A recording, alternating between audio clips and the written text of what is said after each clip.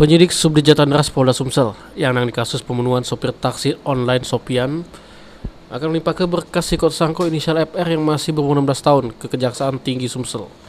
Pelimpahan itu karena penyidik Subdit melakukan proses konsultasi dengan pihak Bapas Palembang yang mana FR dikenakan Undang-Undang Perlindungan Anak dengan proses penahanan cuma 7 hari diperpanjang 8 hari.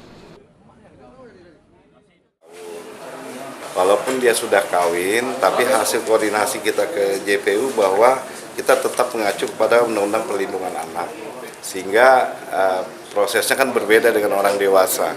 Masa penahanan dia tuh hanya 7 hari, diperpanjang boleh 8 hari.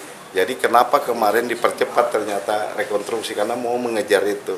Minimal berkas dia tuh harus segera kita limpahkan ke JPU, supaya masa penahanan jangan sampai habis. Sedangkan buat dua tersangka lainnya yaitu AR sama RL masih punya waktu guna proses pelimpahan.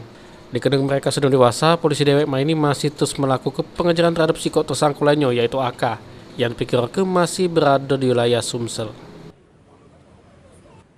Firman Hidayat, PAL TV.